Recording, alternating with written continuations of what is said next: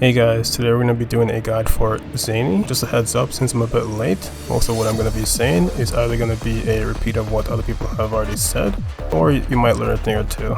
With that all said, if you enjoyed the video, leave a like, comment, or subscribe. It really helps out. And yeah, let's just jump right in.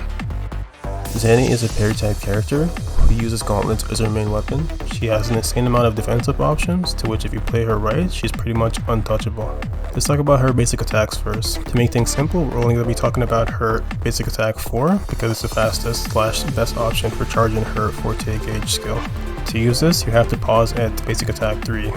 Basically when she sits in the chair, you want to stop a minute there. Otherwise, you'll skip to basic attack 5 automatically. You can also get to this quicker by using her heavy attacks, plunging attacks, and her skill, which lets you skip both basic attack 1 and 2. Let's move on to her skill. Her skill is not only really safe, but when used correctly, guarantees you a free parry. When her forte skill isn't fully charged, she uses her shield for a parry attack. She also gains a little bit of forte charge every time she does this. When her forte skill is fully charged, the skill changes and her shield turns into a sword, to which upon use gives you a little bit of charge for the bar below your forte skill gauge. Both versions of her skill has invulnerability and deals extra vibration damage if timed correctly. In other words, every time you perform a perfect parry. Moving on to her ult. Her ult does AoE damage upon activation. It also puts her in an install state called Inferno mode, where she gains access to new attacks. These attacks vary depending on the amount of blaze you have before the activation. In this mode, she's pretty much untouchable as her skill has no cooldown until either you fully spent your forte gauge or reach the end of the duration of her ult, which is 20 seconds. Every attack that hits an enemy in this state powers up the second use of her ult. So the game plan is to quickly deplete her forte gauge before popping the second part of her ult. Or you can play it safe by using her skill's invulnerability if the enemy is not giving you any openings. Since it deals the most damage at full blaze, I would recommend popping her ult at any other time unless you have to. Let's dive a bit deeper into the abilities gained during her ult. For one, all her basic attacks become heavy attacks.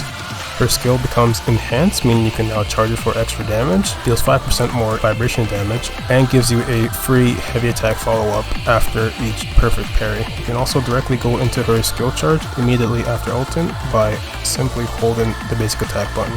For her team comps, you probably already know this, but you're going to want to run her with characters that can inflict Spectral Frazzle, so Spectral Rover or Pheobe. You can even sub out either one for a Shorekeeper if you need the extra crit buff. With this team comp, she can gain blaze more efficiently, quickly, and even while she's off field. If you don't know how this works just yet, basically every time someone on the team inflicts the enemy with Spectral Frazzle, she gains a fair amount of blaze.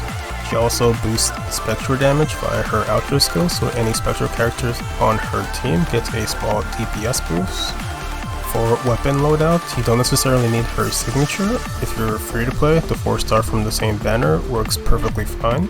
Lastly, let's list some areas where I think she falls off as a character, or areas where I think she is at her weakest. First and foremost, her damage does not exist if you're playing her solo. She sort of needs a battery to function properly, considering that most of her damage comes from the amount of blaze you have before activating her ult. Second, while you can use Spectral Rover as her battery, Pheobe does a way better job, so if you don't have Pheobe, you can also consider that a massive DPS loss as well. And lastly, she has a lot of commitment during her heavy attacks in her install mode.